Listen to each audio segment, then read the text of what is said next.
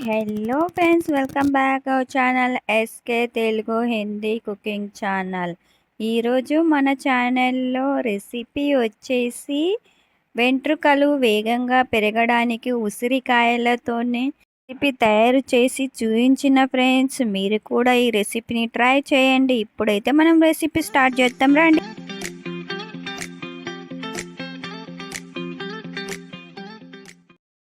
ఇక్కడ చూడండి ఫ్రెండ్స్, నేనైతే ఈ ఉసిరికాయల రెసిపీ చేయడానికి పావు కిలో ఉసిరికాయలను తీసుకున్నాను. పెద్ద సైజు ఉసిరికాయలు ఉంటే ఇంకా చాలా బాగా వస్తుంది. నేను ఇక్కడ మీడియం సైజు దొరికినవి నాకైతే. నేను 1 గంట సేపు నీళ్ళల్లో నానబెట్టుకున్నాను. తర్వాత ఒక బౌల్లో ట్రాన్స్ఫర్ చేసుకొని వెలిగించుకొని ఉడికించుకోవాలి. 10 మినిట్స్ ఉడికించుకోవాలి మూత ఉంచుకొని. ఈ ఉసిరికాయలు ఇప్పుడు మార్కెట్లో ఎక్కువగా దొరుకుతాయి. ఇవి సీజన్ మార్కెట్లో ఈ ఉసిరికాయలను తీసుకొని ఇలా ఈ రెసిపీ ట్రై చేయండి. ఇక్కడ చూడండి, 10 మినిట్స్ తర్వాత చూపిస్తున్నాను. 10 మినిట్స్లోనే ఈ ఉసిరికాయలు ఉడికినాయి. ఫస్ట్ అయితే మనం 1 అవర్ నానబెట్టి ఉంచినాం కాబట్టి ఇప్పుడు నీళ్ళ నుంచి తీసి ఒక ప్లేట్లో ఉంచుకోవాలి. 1 గంట సేపు అయితే ఫ్యాన్ కింద ఉంచాలి. ఉసిరికాయలలో ఉన్న వాటర్ అంతా ఇంకిపోతుంది. తర్వాత చూడండి ఎంత బాగా ఆరినాయో. ఇప్పుడు ఒక ఫోక్ తీసుకొని చెంచా, అంటే మనం నూడిల్స్ తినేది ఫోక్ ఉంటుంది కదా, ఆ ఫోక్ని తీసుకొని ఘాట్లు పెట్టుకోవాలి ఉసిరికాయలు అన్నిటికీ. ఇక్కడ చూడండి, నేను చూపించినట్లే అన్ని ఉసిరికాయలకి నేను ఘాట్లు పెట్టుకున్నా. ఇప్పుడు స్టవ్ వెలిగించుకొని ఒక పాత్ర ఉంచుకొని మనం ఇప్పుడు ఉడికించి పెట్టుకున్న ఉసిరికాయల్ని మొత్తాన్ని ఆ పాత్రలో వేసుకోవాలి. ఇప్పుడు ఈ పాత్రలోనే పావు కిలో ఉసిరికాయలకి పావు కిలో చక్కెర వేసుకోవాలి. మీరు ఉసిరికాయలు ఎన్ని తీసుకుంటే అంతే చక్కెర వేసుకోవాలి ఫ్రెండ్స్. ఇప్పుడు ఈ చక్కెరని మొత్తాన్ని కరిగేట్లా చూసుకోవాలి. నేను ఇక్కడ మీడియం స్టవ్ పైననే కరిగిస్తున్నాను. కొద్దిగా వాటర్ యాడ్ చేసుకోవాలి, ఒక చిన్న కప్పెడు. ఎక్కువ వాటర్ యాడ్ చేయరాదు.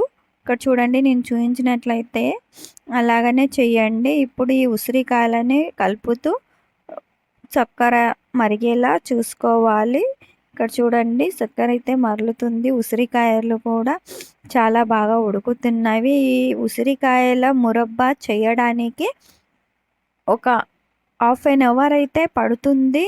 నేను ఇక్కడ మీడియం సైజు ఉన్న ఉసిరికాయలు తీసుకున్నాను. మీకు పెద్ద సైజు దొరికినట్లయితే ఇంకా బాగా వస్తుంది. ఇప్పుడు 10 మినిట్స్ తర్వాత హాఫ్ చెంచాడు మిరియాల పౌడరు, హాఫ్ చెంచాడు ఉప్పు వేసుకోవాలి.